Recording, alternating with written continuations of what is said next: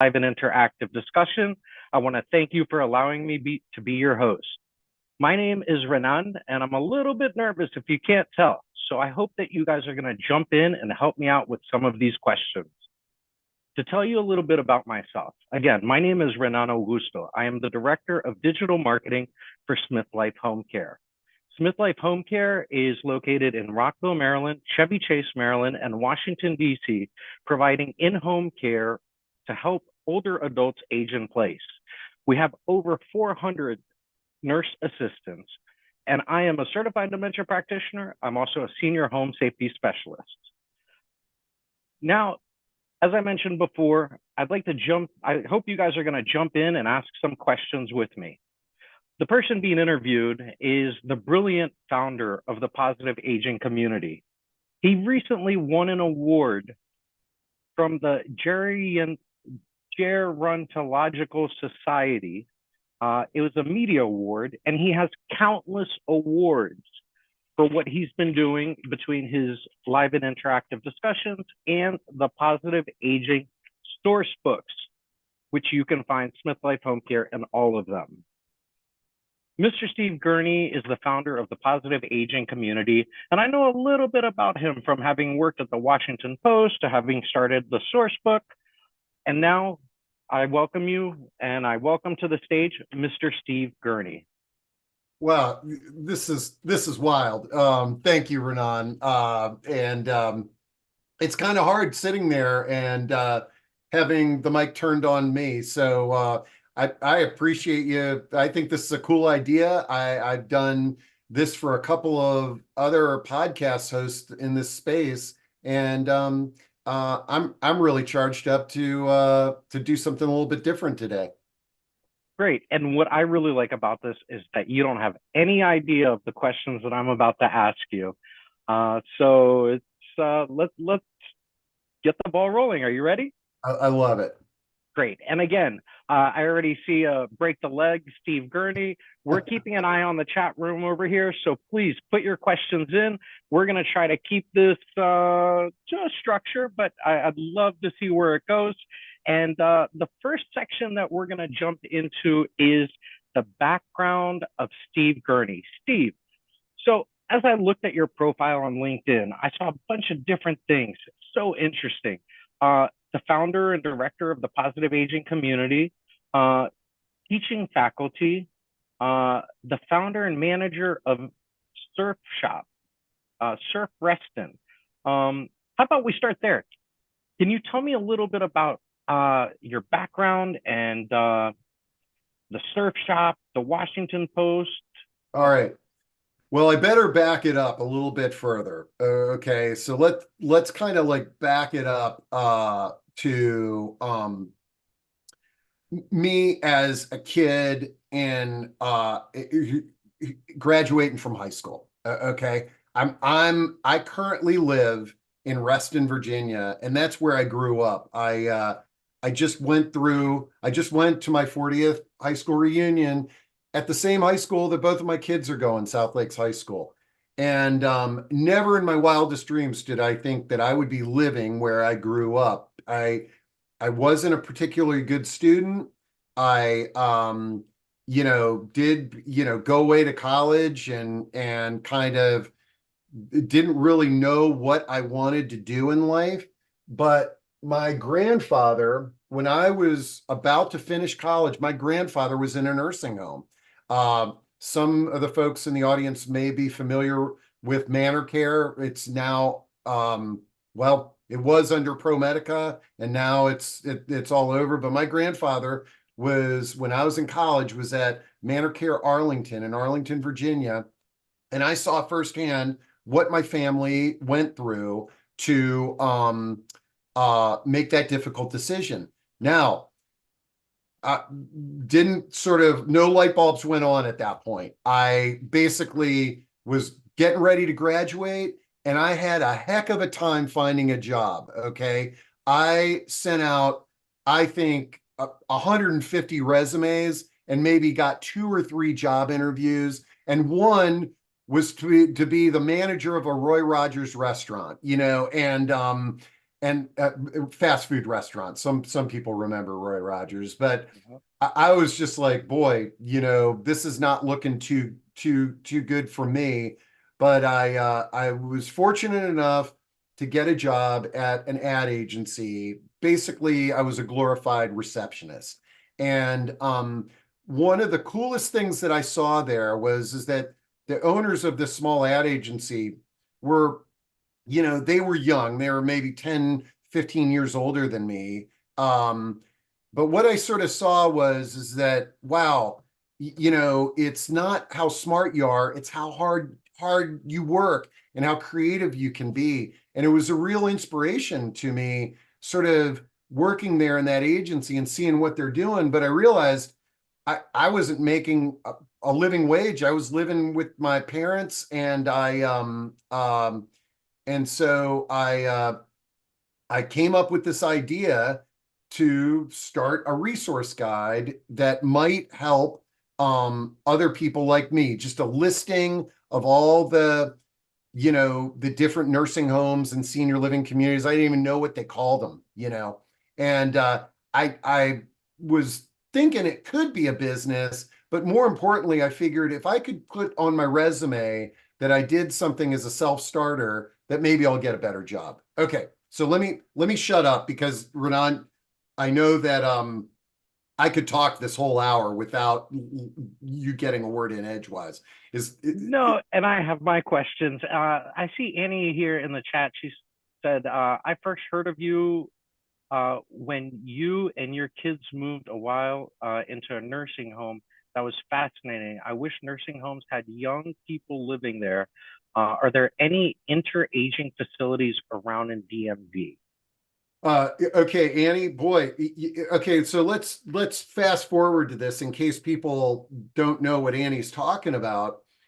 So I got into this, here, this is the first issue of Guide to Retirement Living. I know now it's called Positive Aging Sourcebook. There's a reason for that. But so I got this thing, and all of a sudden I'm in this business of senior living. I mean, in my early 20s. And then before I knew it, people are referring to me as an expert on senior housing, because I had been to every one of these places, because I hand delivered these things to the senior living communities in the beginning, and I would interview lots of people for the articles. So here I am, this expert on senior housing, and I was meeting with one of my clients, and they asked me a question, and I said, I could answer that question a little bit better if you let me move in and stay here.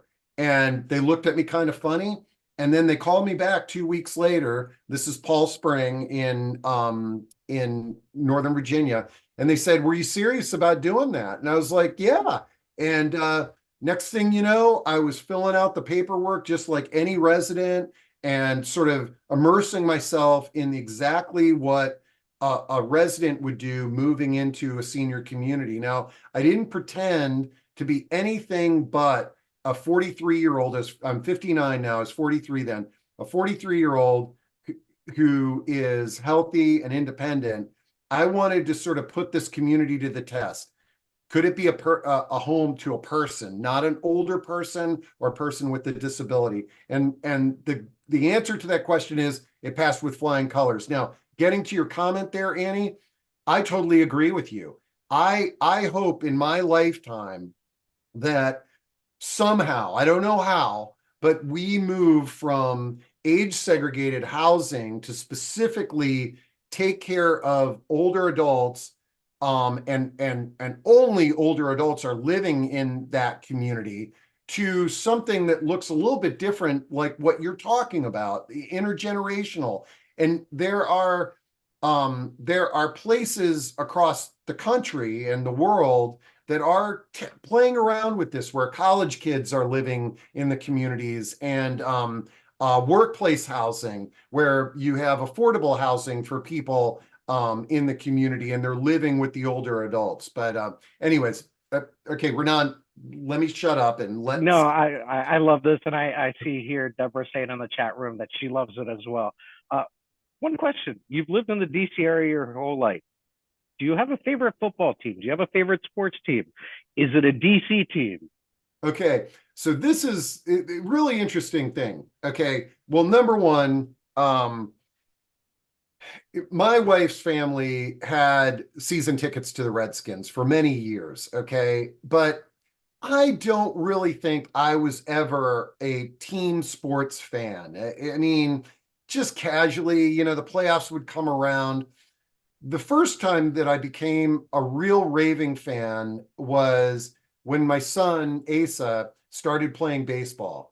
And for those of you who have kids, when your kid gets into something and they're passionate, and our whole family became, Nationals fans. And man, the World Series, following them into the playoff runs, that was absolutely amazing. But here's a funny thing, and this is a recent development. I didn't really become a sports fan until the pandemic. Okay. And like, I was just one of these guys that, I had friends that followed all the quarterbacks and, this, that, and the other. But when the pandemic hit, I sort of became a team sports fan. And now, I follow the Commanders. I follow the Final Four. Tonight the Caps are playing the Buffalo Sabres. It blows my mind that I even know that is who the Capitals are playing, but they're really tight and they might make the playoffs. And I have just recently caught the bug of the soap opera that we call, organized sports. It's very interesting to me now, and it never was. I'm an individual sports guy. My favorite sport is cycling, and I follow that professionally too. And I didn't do that until not too long ago either. So Thank you, Steve. And I see here Beatrice in the chat room asking about the surf shop. We still want to know about the surf shop. okay, so getting back to this real quick. Okay, so I mentioned I've got a family. Okay, I've got a wife, Bonnie, and two children, Asa and Ashley. They're now 20 and 18. Okay, but when my kids were very young, we had some friends that were into skiing, and we went a couple of times as a family to a ski resort. And if any of you have ever done that, you don't need to go out west. You just go up to these resorts here in Pennsylvania, and you're spending $1,000 a day for a family of four to do that. And so I signed up and became a snowboard instructor because now my family could ski for free all winter long. And I figured it'd be a healthy thing for my kids to be outside on the weekends in the winter time. Fast forward, I am now a snowboard instructor, and later evolved into becoming an adaptive snowboard instructor. So I teach people with disabilities how to enjoy snow sports. But one day I'm riding the lift, and there's another snowboard instructor who lives in Reston, where I live, and he said, "Man, somebody needs to start a stand-up paddleboard business in Reston because there's 4 lakes." And being an entrepreneur, I was like, dude, that's what we say in snowboard and surfing speak. Dude, we call everybody dude. I said, dude, I'm there to help you, man. I think it's a brilliant idea. And so I was helping him from behind the scenes get this stand-up paddleboard business started. And then on the eve of the night that it gets approved, he calls me up and he goes, "You're never going to believe this. I just got a promotion for my real job. I'm moving to Colorado. Would you like to take this over?" And I was like, I'm not going to take it over, but I'll keep it running until I find somebody else to run it. Well, I ended up running it for 8 years, and it was a wonderful part of my life. I turned it over to Reston Association, who owns the lakes here in Reston. But here's kind of coming back to this is that as a kid, one of my favorite things to do is skateboard. Okay. And skateboarding was different back then in the 70s and 80s. People like Tony Hawk, people weren't making a living as a skateboarder. It was a toy, and it was just this. And in fact, it was frowned upon by most people. Like most parents would be like, oh my God, my kid rides a skateboard. He needs to be on the baseball team. And and so here I was in my late 40s. I'm a snowboard instructor and I run a stand-up paddleboard business. And I even created an invention on how to play stand-up paddleboard, how to play lacrosse on a stand-up paddleboard. I was like, man, in my wildest dreams, in my wildest teenage dreams, I can't imagine that I am living this life. Steve, it's amazing to hear how it kind of circling back to how you started it, that you did it for your family. And what you're doing with the positive aging community, you're doing it for like a whole community. And it just shows how big of a heart you have. But as we go into, you mentioned dude. Dude was a term. The term that I really like is when you say that you're getting really charged up right now, and I'm really charged up right now. So where do you get that from? Um, so I've done a lot of sort of self-evaluation over the years. So that's one of the values of living longer. I'm intentionally trying to say growing older, as we navigate, we become wiser, you become more open to sort of self-reflection. And where I get my batteries charged up is new and creative ideas, just talking about anything new and creative with somebody, and potentially that leading into, is there something that I can do to help somebody? So it might be helping somebody sort of creatively navigate, caring for their parents, planning for their own future, or it could be like my friend who was going to start the stand-up paddleboard business, and it had never been done before in our town. And it was like, man, I mean, that gets me really charged up. The so I like helping people, and I like having a role. Like, one of the things that comes up a lot, because I'm involved with a lot of networking events and connecting people. And a lot of times we talk about being an introvert and an extrovert, and everybody's always like, Gurney, yeah, you're definitely an extrovert. And I would say that I have evolved into an extroverted demeanor. But the thing is that I'm not an extra. What helps me be more extroverted is to have a role, like just going to a cocktail party or like a wedding where I know no one there. That's hard for me. It's not comfortable for me. But if I am involved with a wedding and I've got hey Steve, would you seat people when they come in? Then all of a sudden I've got a job to do, and it's easier for me to be a little bit more extroverted. But I like helping people. Now, what's my weakness? And my wife would share this with everybody. My weakness is accepting help. Like, and I think a lot of givers have the same problem. Is that it's sort of, hey, let me help you with this. No, I got it. I don't need help. And I've got to really work on that, because to be a good giver, you need to be willing to accept help from others. That's great. And as you say that you're involved in a lot of different things, we have Grows right here. I know that you've been very involved with Grows. For anybody that doesn't know Grows, Grows is the grassroots organization for the well-being of seniors. Steve is also very involved with the Commission on Aging. Steve, is there anything else that I'm missing? Can you tell me a little bit about your involvement with different organizations? Well, I've been doing this in senior living for 35 years, and there's dozens of organizations that I've served on their boards, and Grows is a great example of one. Alzheimer's Association was on the board of that. And one of the things that I found is that, like, in the beginning, I was just so flattered and honored to join a board. It was just so exciting to me that people would trust my opinion and let me be on a board. But what I found now is that I serve better as an advisor. And so for a lot of organizations that I work with that might be like, hey, would you like to join our board? I politely say, hey, look, if you really need me, I'll be on the board. But quite frankly, it would be better if you just call me in as an advisor, and I'll probably do more for you than if I'm a board member, because as many of you in the audience, you've been on your homeowners board, you've been on these various nonprofit boards.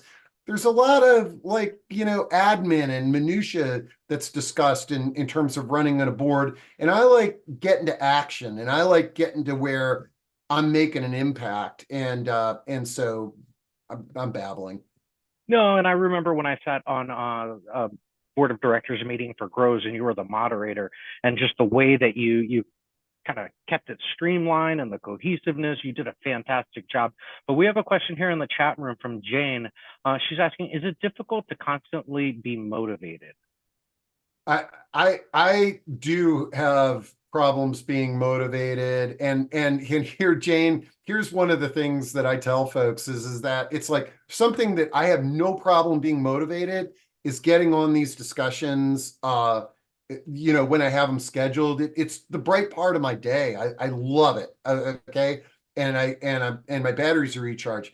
What I found that gets where it's hard for me to get motivated is doing something that oftentimes it's doing something that's very important, but it's something that I've done over and over again,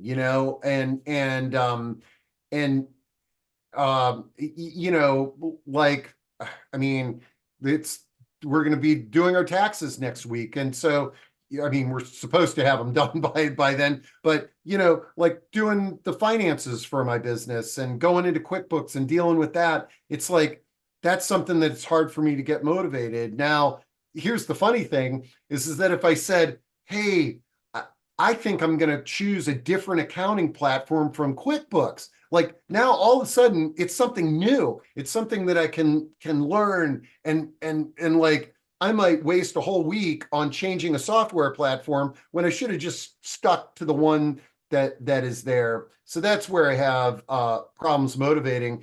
And one thing that helps me, like as Renan had brought up, running the paddleboard business, being a snowboard instructor in the winter, and things of that nature, having variety in my life keeps me motivated, and it creates ideas that I might sort of borrow and bring over to positive aging, or use this and bring it over to the adaptive snow sports program that I'm a part of.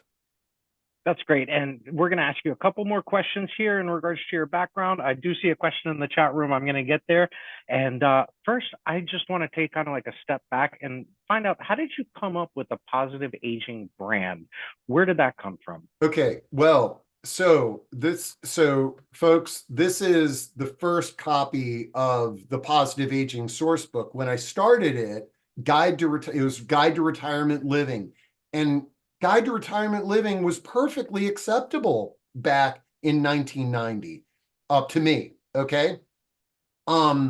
It was the logical brand for what I was doing, a guide to retirement living. Okay. And we looked at assisted living and independent and life plan and aging in place. It's all retirement. And as I evolved in my thinking, I began to sort of like realize that like a word like senior, a word like retirement, it can be viewed as negative by a lot of people, and I began to sort of play around with, like, we actually at one point in this journey, I think it's when we changed the name to Sourcebook, and it was the Guide to Retirement Living Sourcebook. That was the evolution. And then I changed it to Positive Aging Sourcebook, and then Positive Aging Community, is because I in general would try to edit out words like retirement and senior and this, that, and the other from our editorial. And while I still have the name, the term, the aging in there, it's positive aging. Hey, let's make growing older as positive as possible. Now, the root of that was a brand that I founded many years ago called Pro Aging. Pro Aging stands for Professionals in the Field of Aging, because I started doing these networking events, and we called them pro aging meetings.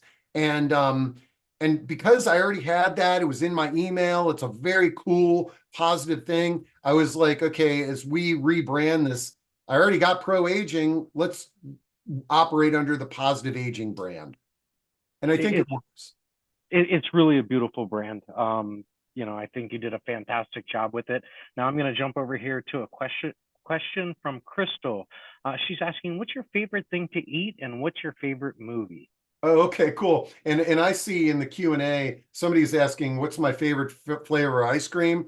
Um, I, any ice cream is my favorite, and that sort of stems into this. I love ice cream to a point where it's a problem. Okay, so no ice cream in the house. I have a friend, Jim Kern. The only time that ice cream comes in the house when he brings it over, and I've been trying to tell him, don't bring it over anymore. But I love ice cream. I love just about any flavor out there. But I absolutely adore apple pies. So, like, one of my favorite things is apple pie and vanilla ice cream. And then I would probably say my favorite food, although I eat anything and everything, but Mexican food. I love a good plate of nachos. That's really good for me. Do you like spicy stuff? Yeah, not too spicy, but I like Mexican spice. Asian food that's too spicy, sometimes, my forehead sweats and doesn't stop sweating. But let's see. Oh, and somebody I see here, Crystal, is also, what's my favorite movie?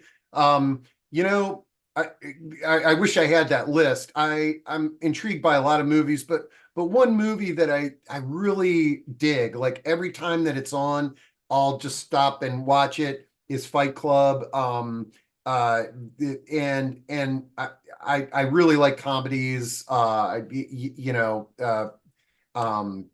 yeah, another movie that I really like is Sliding Doors. That's got Gwyneth Paltrow in it, and it's sort of this split thing where she gets in the subway, and then it follows that track, and then she doesn't get in the subway and she bumps her head, and it has these two tracks. I like stuff like that. Alfred Hitchcock, things like that. Steve, I'm going to jump back to the Positive Aging brand.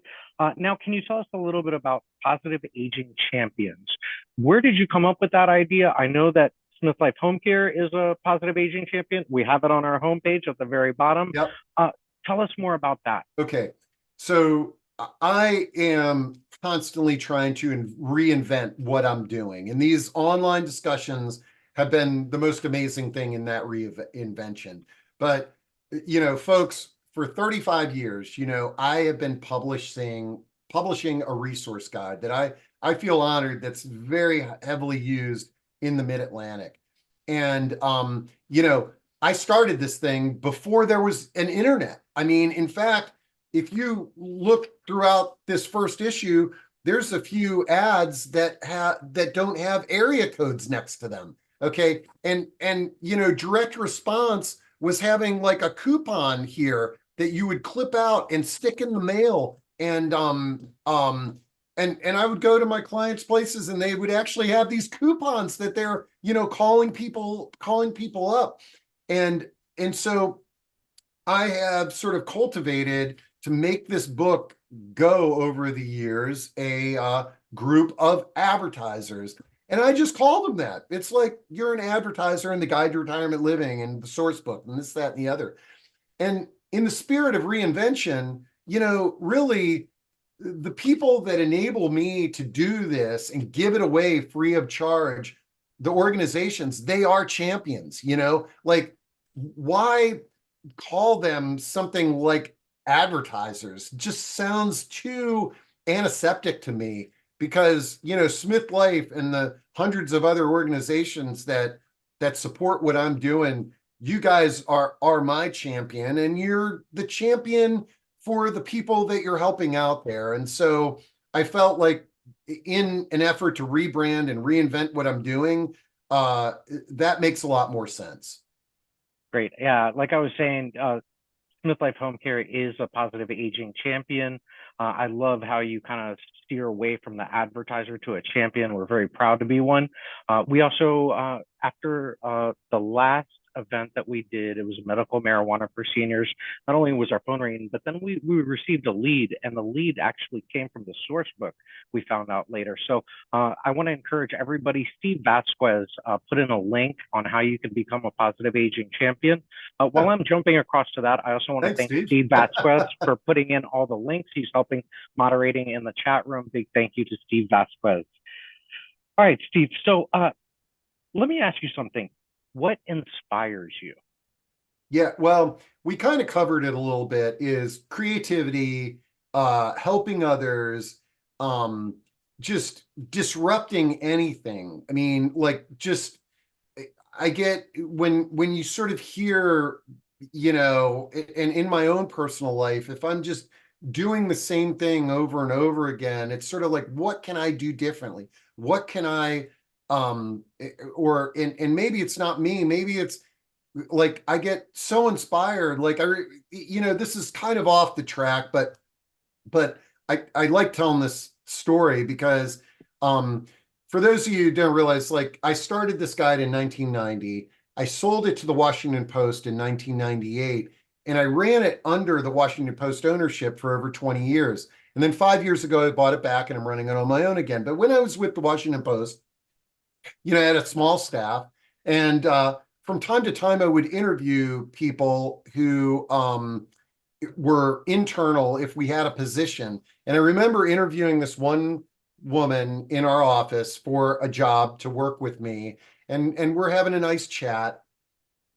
And it kind of dawned on me during that discussion that, her passion was not working for the Positive Aging Sourcebook. In fact, her passion wasn't even working for our company. And to me, she was young. She was in her early 20s. It was like, that's kind of a problem. I said, hey, look, there's nothing you can say to me that's going to impact positive or negative for this job. Okay. But let's just talk here. If you could wave a magic wand and pick a job, what would it be? And she's like, and I had to tell her, I said, I don't care what you say. I'm just curious. I want to get to know you. And I've always wanted to be a flight attendant.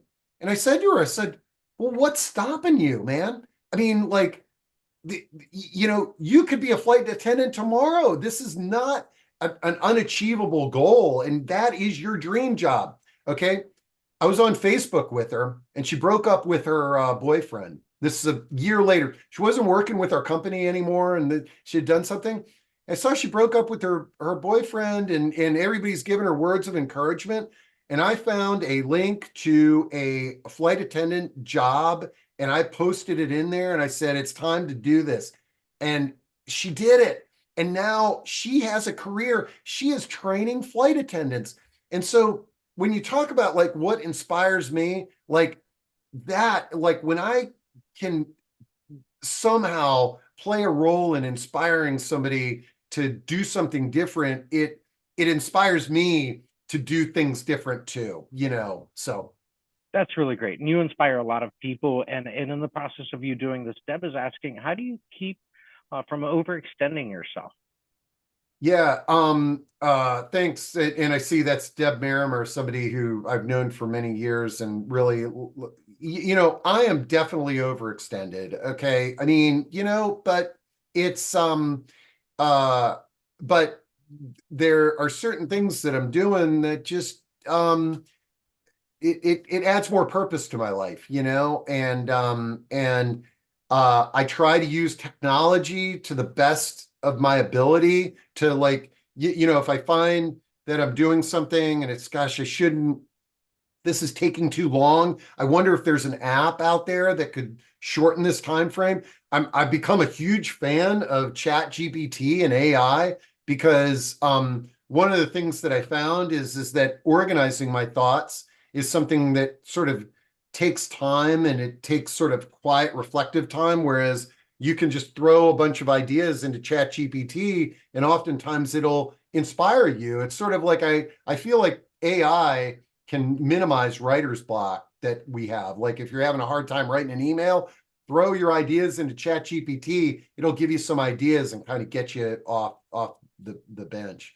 But um, but I'm yeah, I mean, I think, managing, the other thing to that extent is that one of the things that I talk to a lot of people about though is like right now I'm working, my family, we all live here. I'm not an empty nester. I've got too much. Okay. And it's managing these things. But a lot of the people that I talk on the phone and try to inspire are really reinventing themselves from, having purpose coming out their ears to, maybe healthcare changes. And now how do I continue living a purposeful life? And I love those conversations.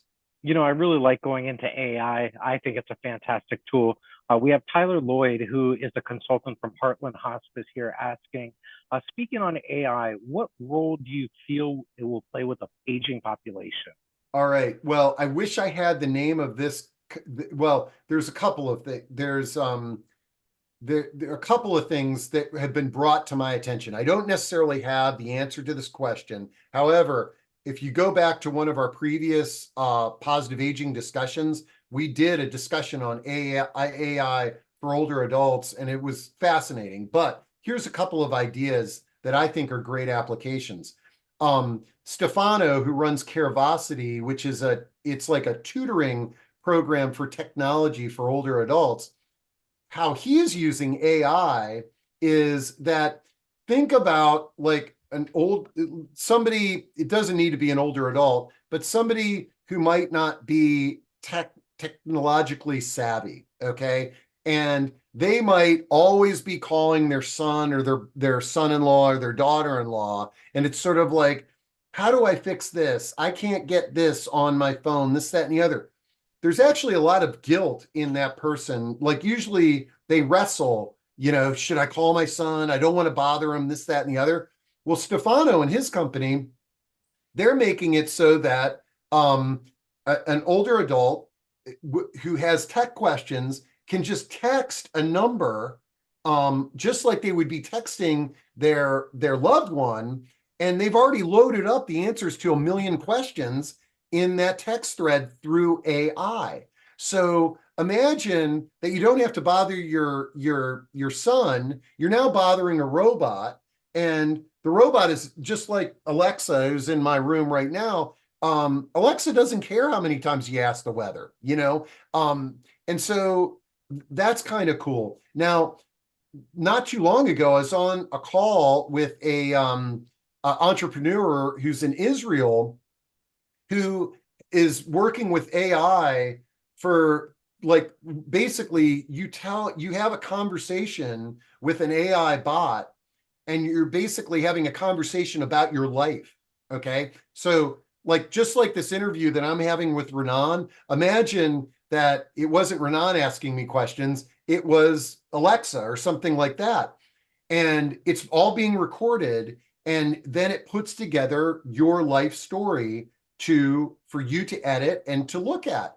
And the interesting thing is, number one, you don't have to have a human doing this interviewing. Number two, what these the participants in the first group of this cited is that they felt less lonely and isolated because every day they were talking to this AI bot and having deep, probing conversations. So those are a couple of applications. Thank you. It's really fantastic. And we could just kind of keep diving in. I'm looking at the clock and time has flown by. But one thing I really want to dive into is these source books. Just one more time. In terms of the source books, you said that you started it out. Do you put this all together by yourself? How does it come to life? Yeah, so I currently I'm the only employee in the positive aging community. I use subcontractors, and I am not a writer, although I've become a better writer over the last 35 years. But I have a wonderful editor, and she's a subcontractor. I have a wonderful graphic designer, and she's a subcontractor. In Philadelphia, we do an edition up in Philadelphia, and I've got a woman that runs that for me up there, and she's a subcontractor. So I definitely don't do it all myself. I've got a team, but I talked about self-reflection, and this is one thing that I view. It could be viewed as a weakness, but it could also be viewed as a positive aspect. And I'll lean into the positive aspect is that I like to know how everything is done. So, because if I'm going to ask somebody to do something for me, I want them to know that I've done it myself. And it's kind of like, it goes to me moving in and living in the senior living communities. This is that I like to be an authentic leader.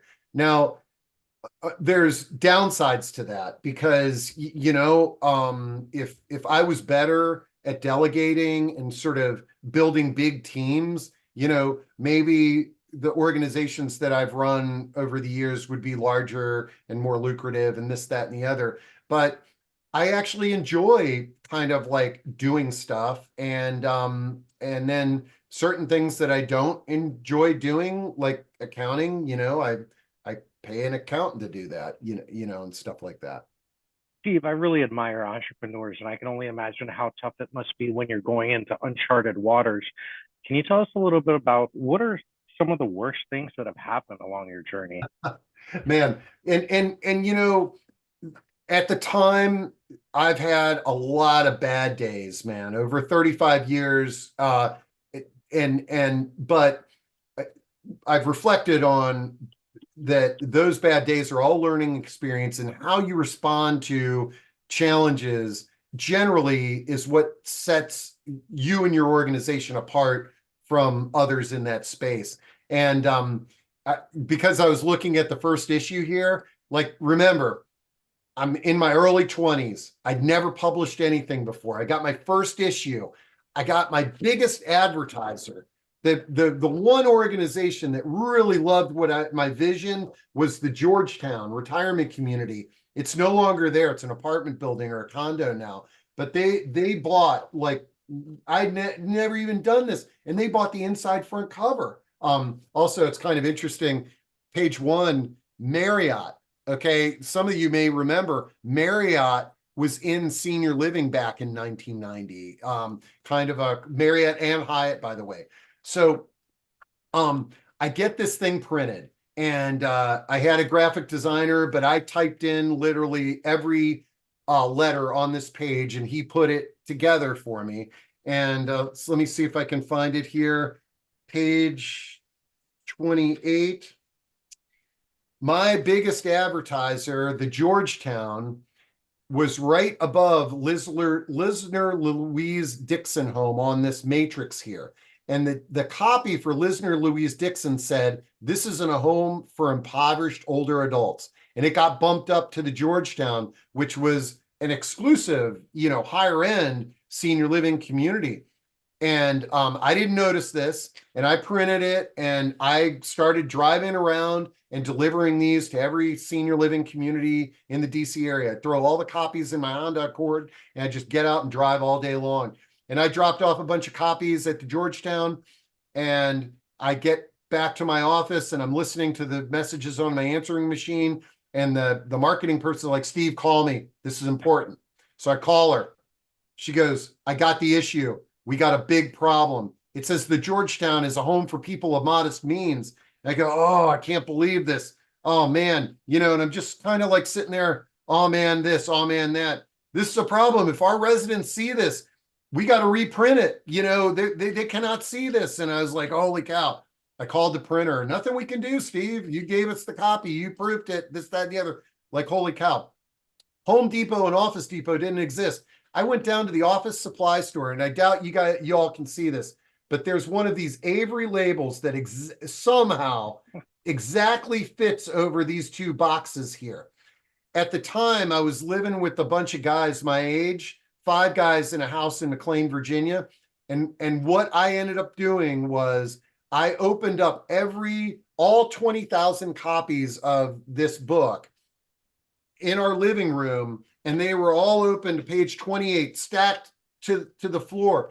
And in the evenings when my roommates would come home, if they were watching TV, they would stick the stickers on that page and put them back in the boxes. And then I would go out and re-deliver them. And I told the Georgetown, you're not going to pay for your ad. It's free this time. And I told them what I was doing. And the Georgetown was one of my best customers till they closed their doors. Their sister property is Chevy Chase House. And that's what I tell people is that we all make mistakes. Okay. And especially in senior living, we have, employees that don't show up. We have this, that, and the other. That happens. Okay. But what people want to see is how do you respond to a problem, and sometimes it can come out better. I mean, so anyways, that's one example. That's really great to learn. I know that when you post something on social media and you're like, your heart drops, but you go in there, you delete it. But I can only imagine what it's like to publish all these magazines and how your heart must have dropped. I love this digital world that we're in. I mean, because no matter what, I mean, look, there are errors in this book that I just printed. And yeah, when you print it, it's like, oh, geez, okay, well, it's not if you make a mistake, it's how many. You just do our best to respond. But the beauty of the digital world is at least you can change things on a website when you find an error. When you send an email out and it's got wrong information, you can send a correction immediately. Yeah, and speaking about the digital world, I want to get in a little bit into the live discussions, but we have some questions here in the chat. So we're in a little bit of a time crunch, even though we already discussed AI. I don't want any questions left behind. And Mary is asking, are you going to feature the AI bot that interviews seniors? Yes, I will, Mary. In fact, I wish I had this guy's name and his company name, but I told him, I'm really excited about spotlighting that. In essence, what it sounds like he's doing is it's the Storyworth product where you're asked questions and you type in your life story. This is just doing it with an AI bot and then it edits it up. So I will feature that. Look for that sometime soon. Deb's also asking another question. I'm going to add a little bit to this. Deb is asking, do you have any plans to extend the reach of the source book to Western PA? And they're saying that they could really benefit from this. And what I'm going to add to that is, can you tell us of the reach? Because I thought you were just in like the DC, Virginia area, and you're winning awards where? Was it South Carolina? Yeah. So the print product that we have currently covers Philadelphia, the Philadelphia area, and then from Baltimore to Northern Virginia. And, as much as I would, and so when I sold the business to the Washington Post, I was working my way up the East Coast. Like I was working on New York City as the next destination. And now that it wasn't my business anymore, they said, no, just focus on the Mid-Atlantic. And that's what I did. And at this point in our lifespan, like and with the way print products are used and things like that, it's not that a print product wouldn't be used in another region of the country. It's that the advertising industry frowns on print to a certain extent. Okay. Like, so for example, let's say that I am an ad agency that serves, retirement communities or something like that. And I got this workforce of, 20 somethings that are just whiz kids on, SEO and online and all this. Like a lot of times what will happen is that it's sort of like the client will be like, hey, this thing is a great resource. It's the only resource that's out there for, older adults. We want to do an ad in that. And like the ad agency will be like, huh? We don't do print. Why are you doing print? Everything's digital, And so, and I'm not disagreeing or agreeing with that, but that's where I'm reinventing what I'm doing. And so, Deb, to answer your question, one of the things that I've seen is these online discussions that I'm running now. I got people all over the country, like, and they're really interested in the stuff that we're saying. And I sort of feel like for me to do a better job of like serving people in Western Pennsylvania, it's going to be some kind of digital product because the sponsorship is embracing the digital more than the print in the future. I think it's great to see all the questions here in the chat room. And the next question comes from Sarah. I think it's a perfect lead into doing the online discussions. Are there any upcoming events that you're excited about? And I'm pretty excited about the robotic pets coming up. Oh, that's tomorrow. Robotic pets tomorrow. I mean, what with these online discussions, and here I'm going to share my screen, that what you guys don't realize is, like, I'm probably that when I schedule these things, it's because somebody brought something up and I was like, wow, I want to share this with the world, and I really want to talk to you, and so, like, yeah, tomorrow we're talking about robotic pets. For those people that are in the DC area, I'm really charged up about the thing we're doing Monday. It's a screening of the film Wine, Women, and Dementia, and Kitty Norton, the producer, who's from California, is going to be there. But what I'm even more excited about that one is that this is an in-person event at the Crossway community. So, like, I'm excited that we're getting out and we're doing in-person events these days. But man, every single one of these discussions that you see on my calendar here, the reason that they're there is that I just got super excited about whatever that person is offering. And so I kind of view them all through the same lens. This may sort of trigger to what's my favorite. I love all of these discussions equally, like, honestly. But I have to say, like, my favorite discussions are the ones where either you in the audience are sharing your personal stories, or the person on stage is sharing a very interesting personal story. And like, I'm just blown away by this woman, Ginger Smith.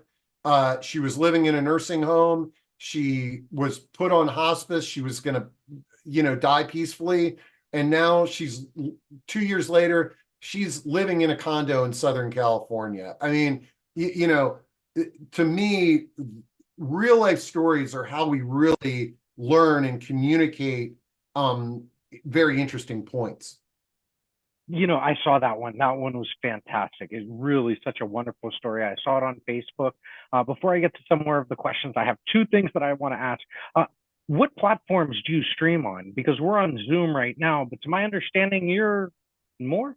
Yeah, so this is on Zoom. It's also on YouTube and LinkedIn and Facebook. And you can, if you find me on LinkedIn, you can see the streaming there. You can subscribe on to Positive Aging Community on Facebook or YouTube, and you can join those. And I found, like, a lot of people learn about us on, like, subscribe on LinkedIn, because they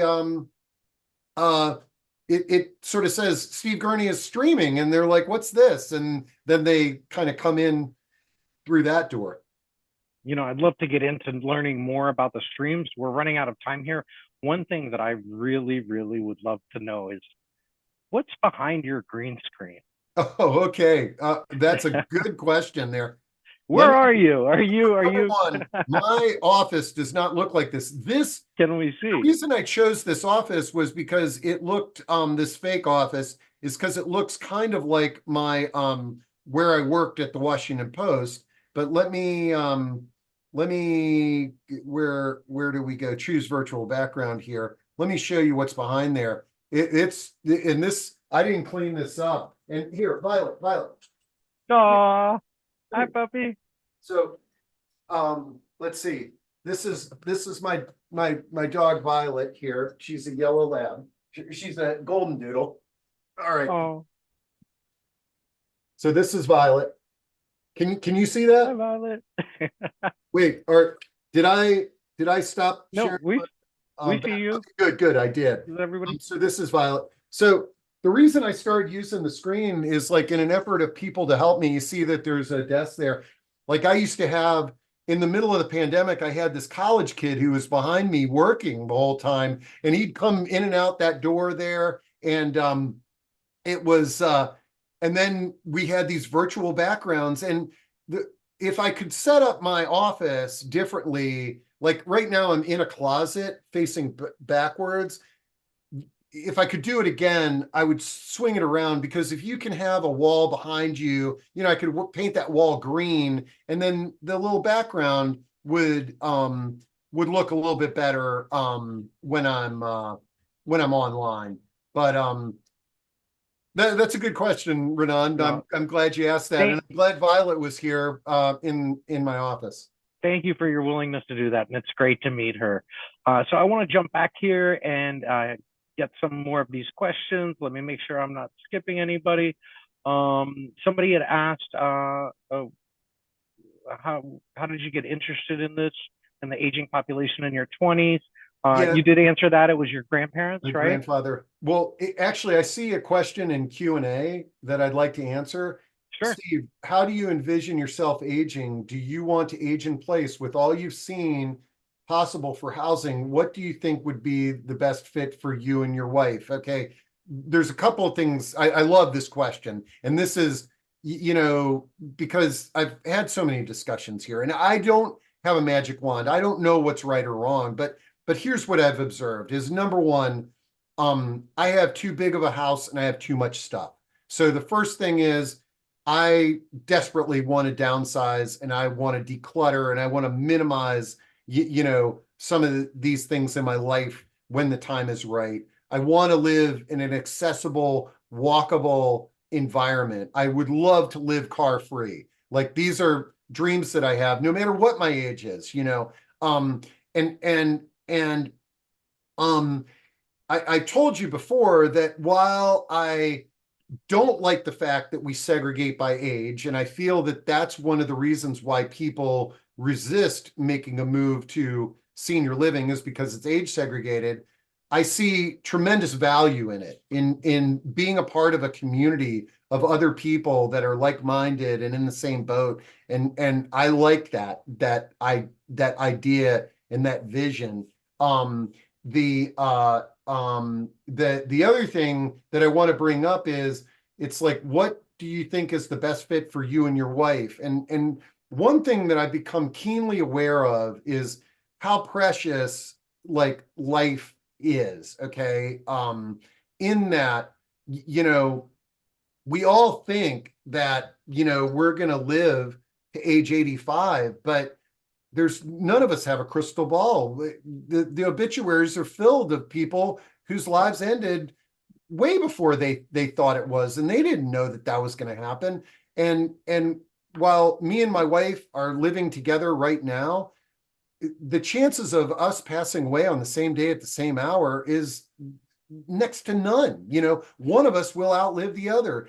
And these solo aging discussions that we have, that are our most popular discussions, they've really opened my eyes at how important it is to have conversations with the people around you on, if I have outlived you or you outlive me, what does life look like? What can we do now to make it as comfortable as possible?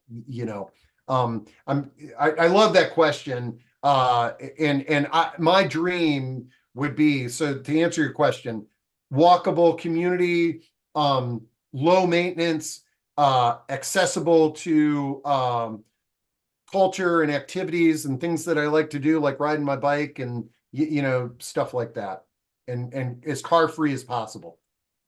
I'm so great that you brought that up. Life is precious, and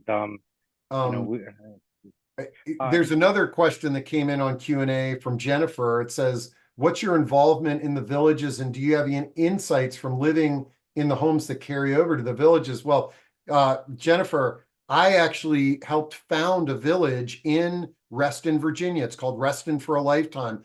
I am a huge fan of the village movement for a reason that might not really, and the main reason is the villages, the reason that everybody has heard the term age in place me and Louis Tenenbaum and a bunch of pioneers in this area, we've been saying aging in place for 35 years.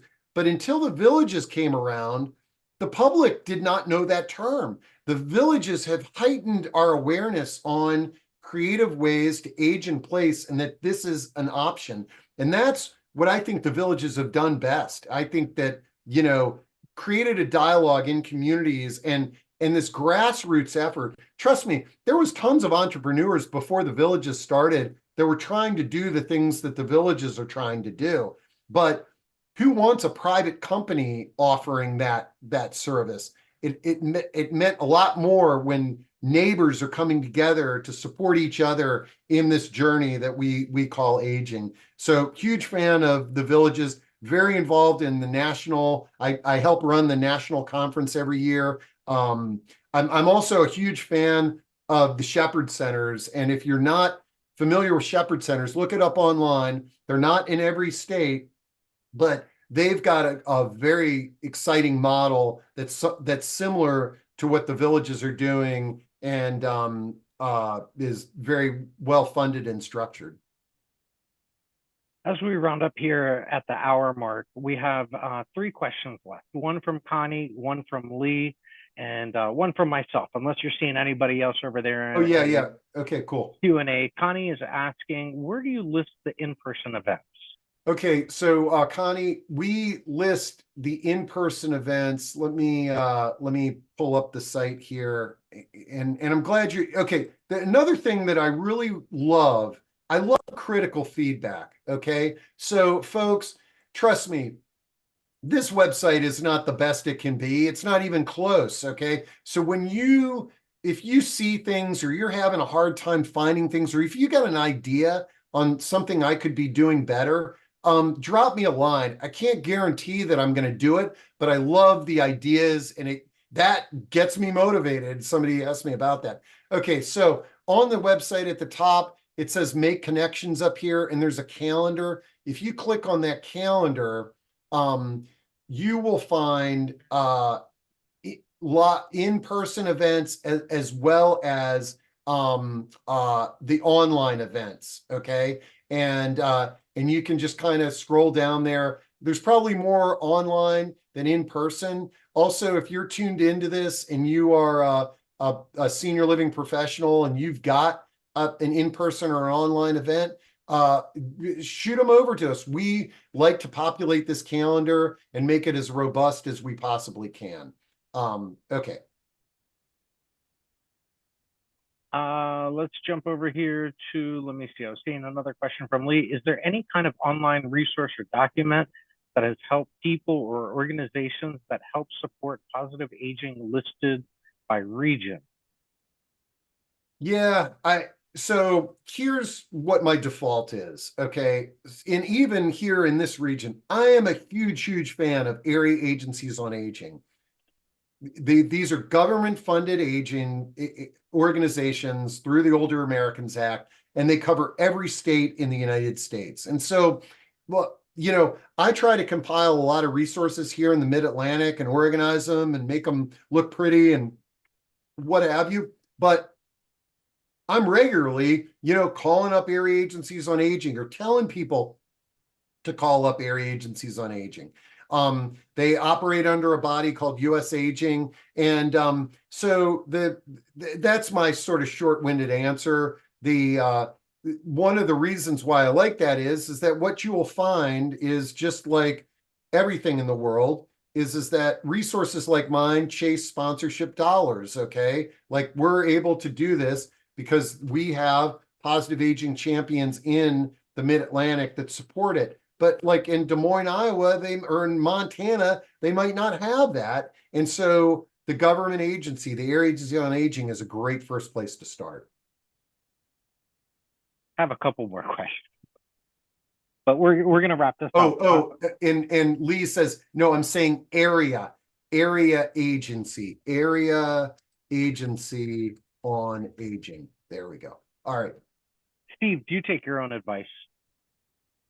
Do I take my own advice? Not really. And especially I'll tell you where I don't take my own advice. Like, I love like brainstorming with entrepreneurs, and I will sit down with somebody and I will come up with a million ideas and I'll tell them, oh, you could do this, that, and the other. And they're like, holy cow, man, this has been so helpful. We're paying a consultant 100 grand a year and you've given us 20 good ideas that for free, you know? And then I go back to my office and am I practicing what I preach? No, it's so much easier for me to like think about somebody else's, you know, business and life and this, that, and the other.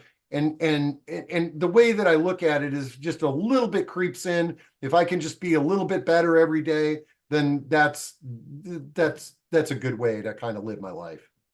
That's great. We have two more questions and then we're going to wrap up the show Yeah, here. that's Steve, fine. if you had any superpower, what would it be? Well, something that didn't come up is I'm blind in one eye. I've been blind in one eye since birth. Okay. And so there's, you know, this, if I could have a superpower of vision, you know, that just kind of like pops into my head right now. That would be very cool. But, you know, I think, and when I see the trauma that people go through in caring for people with dementia and what that is doing to families and individuals, and literally it's impoverishing people, it is forcing people to stop working and this, that, and the other. Man, if I had the superpower to cure dementia, it wouldn't cure all the problems in the world, and there'd still be problems with that person, you know, who's got dementia. They might still be an alcoholic. I didn't cure that, you know, but man, if I had that superpower, and a guy that I'm a huge fan of, I almost said Dementia Man. Okay, but there is a dementia man. His name's Sam Simon. He has dementia, and he wrote a play called Dementia Man. Look him up. Amazing guy. That would be my superpower: cure dementia. The last question that we have here is, Steve, you've built a beautiful community with home care agencies, memory cares, people who want to age positively, so much more. What advice do you have for all of us? Whew. I think the big words of wisdom that I've got is to have conversations with your family about the challenging things that might happen down the road. Okay, because most of my calls that are heart-wrenching are, you know, an adult child coming in who is you know, at a loss because they don't know what mom wants, and now mom fell, she has dementia, this, that, and the other. And so having conversations. But earlier on in this call, somebody said, do I practice what I preach? Do I have these conversations with my family and my parents and my loved ones? Not as much as I could. I have these conversations by default because I have these conversations with you all on a daily basis. And then we're sitting around the table and it's like, man, today I had a conversation about X, Y, and Z. And so at least the topic is out there, you know, and I'm expressing my thoughts and this, that, and the other. But having conversations, that is really the root of the challenges that most people are faced with. With that, I want to thank everybody so much for attending. We turn the mic on Steve Gurney. It's been such an honor to be your host for this event. Steve, I mentioned in a post on LinkedIn as I was getting ready for this event that you're a legend, and you said that I'm setting the bar very high for you. You are a legend. It's beautiful to see what you're doing for the community, how you put everybody else first. So many businesses have a social responsibility to fill, and I hope everybody takes a piece of their time to fulfill that social responsibility. The positive aging community is doing that every single day. And it's really about Steve Gurney. It's about everybody who's a part of the community. And so thank you to everybody. My name is Renan. Everybody knows Mr. Steve Gurney on the other side. And thank you so much for attending. Yeah, and Renan, like you embrace exactly what I love is like this came about because you and I had a brainstorming meeting on a bunch of different topics, and you just casually sort of said, "Hey, has anybody ever interviewed you?" And I was sort of like, "Well, I've been interviewed on a few places, but not on this platform. Why don't you do it?" And Renan, you did a great job. And I know I'm not the greatest person to interview because, like, literally, you could ask me one question and I wouldn't have shut up until the end of the hour. But I appreciate that. I appreciate everything. This has been a lot of fun. And I want to thank you and thank everybody who attended. Thank you. Such a fascination. I had so many questions here, but I'm just so glad that the chat room was involved and we went in the direction that we went in. We covered a lot of great stuff. All right. I love it. Okay.